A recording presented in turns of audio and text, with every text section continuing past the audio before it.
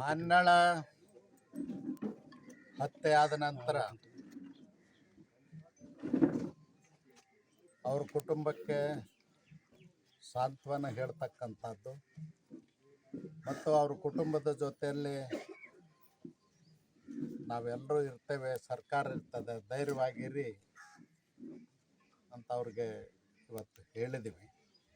ಮತ್ತು ಸರ್ಕಾರದಿಂದ ಆಗಬೇಕಾದಂಥ ಕೆಲಸ ಕಾರ್ಯಗಳ ಬಗ್ಗೆ ನಾವೀಗ ನಾರಾಯಣ ಸ್ವಾಮಿಯವರು ನಾವು ಸರ್ಕಿಟ್ ಹೌಸಿಗೆ ಹೋದ್ಮೇಲೆ ಡೀಟೇಲಾಗಿ ಚರ್ಚೆ ಮಾಡ್ತೀವಿ, ಅಲ್ಲೇ ಪ್ರೆಸ್ ಮೀಟ್ ಮಾಡ್ತೀವಿ, ಅಲ್ಲೇ ದಯವಿಟ್ಟು ತಾವು ಭಾಗವಹಿಸಿ. ಸರ್, ರಾಜ್ಯ ಸರ್ಕಾರ ಒಂದು ಕರಡನ್ನ ಸಿದ್ಧಪಡಿಸ್ತಾ ಇದೆ. ಮಾನ್ಯ ಹತ್ಯೆ ಪ್ರಕರಣ ಸಂಬಂಧಪಟ್ಟಂತೆ ಒಂದು ಮರ್ಯಾದೆ ಹತ್ಯೆ ಸಂಬಂಧಪಟ್ಟಂತೆ ಒಂದು ನೋಡಿ, ರಾಜ್ಯ ಸರ್ಕಾರ ಸಪರೇಟ್ ಕಾನೂನು ತರ್ತಕ್ಕಂಥ ಅವಶ್ಯಕತೆ ಇಲ್ಲ.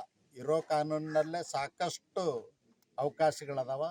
ಇಂಥ ಕೃತ್ಯಗಳ ನಡೆದಾಗ ನೋಡ್ಕೊಳ್ಳಿಕ್ಕೆ ಸರ್ಕಾರಕ್ಕೆ ಜವಾಬ್ದಾರಿ ಅದ.